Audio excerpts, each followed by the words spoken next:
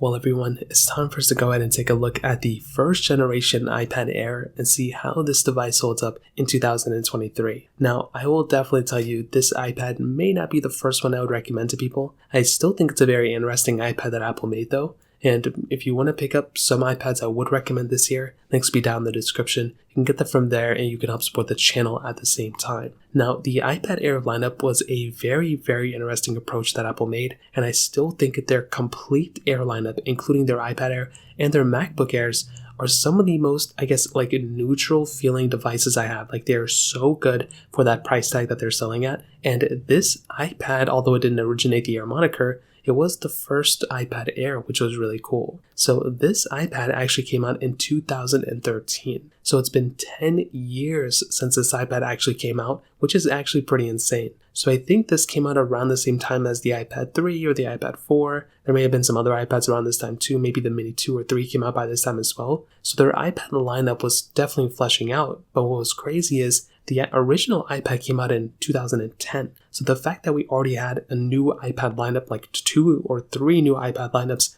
beyond the standard iPad, is actually pretty crazy. Now in the front of this iPad, we had a pretty decent 9.7-inch IPS LCD panel. Now we did have pretty big bezels around it compared to devices nowadays. Nowadays we do have way slimmer bezels and we don't even barely have a home button anymore, but we do have a home button on this specific iPad, which I'm okay with. There's no Touch ID on the front. The display itself was probably one of the more interesting things too, mostly because with the iPad Air 2, they ended up fixing this display. They ended up making the display look so much better. So this one, the display didn't look all that great. It was still a high resolution, but the panel itself, there was just something weird going on with it. In this specific case, I still think it looks fine for the most part, but definitely I would say the successor of this definitely fixed a lot of things wrong with this one. Now on the bottom, we had the charging port, which was great. We had a headphone jack on this iPad as well, which was awesome. And the power button up top, it was a pretty slim iPad, and I think that was another kind of selling factor for it. The fact that it was a fairly slim tablet was pretty cool. And on the back, we had our aluminum back, which is great. This thing felt very premium. Every single iPad that Apple has made has felt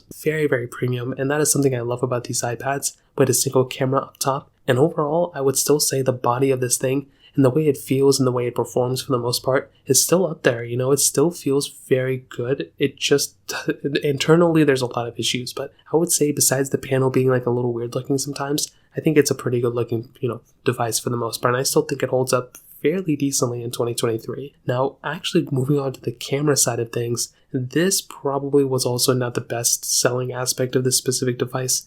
So we had a 5 megapixel standard camera on the back. We had a 1.2 megapixel front facing camera. Now the thing we have to keep in mind here is that for the most part, this specific device is definitely going to be probably going to be one of the weirder aspects of this specific device. So it's definitely not the best camera of all time. And even at that time, it really wasn't that great either. So that was one of the things that, personally, when I actually looked at this specific device, it was the one thing that was kind of trailing me off when, using this camera. Now, I will say at that time, it really wasn't that bad. Having a 5 megapixel camera on the back and a 1.2 megapixel camera on the front, back then really wasn't that bad, considering I think we had the iPhone 5 at this time. So definitely wasn't a bad camera by any means. But, nowadays, compared to at least the iPad Pros, if we're being honest, we are missing things like ultra-wide cameras. We're missing things like 4K video, portrait mode, lack thereof. Even your iPhone nowadays will have a better camera than this thing. So there's really not a huge point of even getting this iPad for the camera.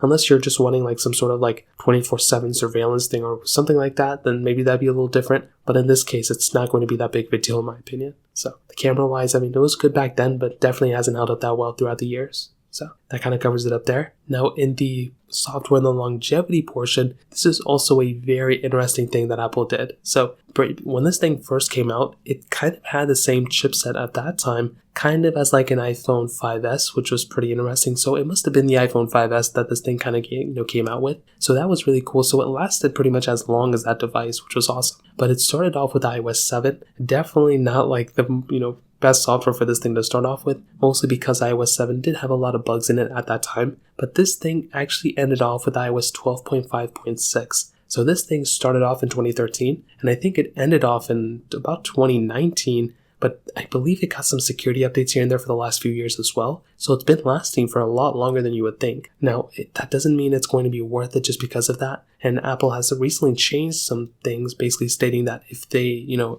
in order to get the most secure version of software, you have to be on like the most recent version of software. Even if there's a security fix, that doesn't mean it's going to just automatically fix the issues that the latest software has, something along those lines. So I do think this is no different. I think with the iPad Air 1, it's a decent iPad that it lasted that long. Like, that is a very cool thing that Apple ended up doing here. But that doesn't mean it's the first iPad I would recommend buying. And because of that, that is probably the main reason why I wouldn't recommend buying this iPad anymore. The fact that it is unsupported with software just kind of makes this thing not really worth it. And that's kind of the sad thing. I love using these types of iPads because, they're very, very cheap, but they still have pretty decent hardware. In this case, there's really not too much you can do with it, especially with applications being unsupported after a certain amount of software updates too. So this brings us straight into the performance side.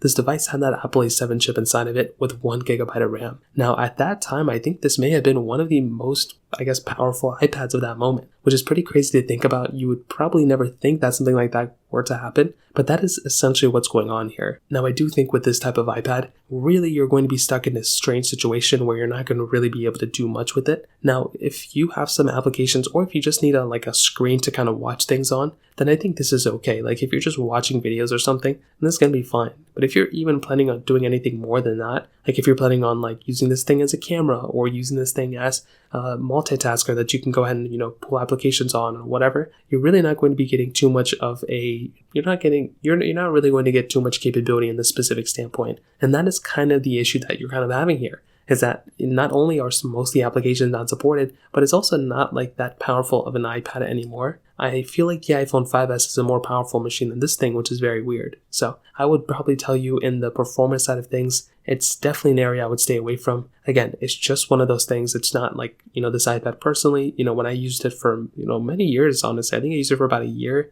Then I switched to the iPad Air 2. I had a great time with this thing when I used it back in 2016, 2015, something like that. But like I said, nowadays, it just doesn't hold up too well. And there really isn't that big of a reason to actually use this thing anymore, to be honest. Now, in the battery life segment, this is a really good area. 8,800 or 8,600 milliamp battery. That is a very big size battery to have on this type of iPad. And that is another thing that I actually like about this iPad.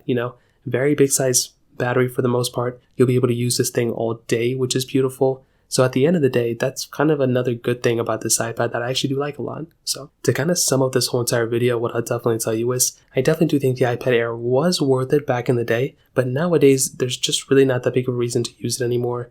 And you'd probably be better off if you just end up buying something like an iPad Air 3 or an iPad Pro 1st Gen, something along those lines. This iPad really isn't worth it that much anymore. So that pretty much covers it up. If you have any other thoughts or questions, let me know in the comments section below. Hit the like button, that'll mean so much, but definitely hit that subscribe button. More importantly than everything else, I love every single one of you guys. Hopefully I'll catch you guys in the next video. Peace out till then.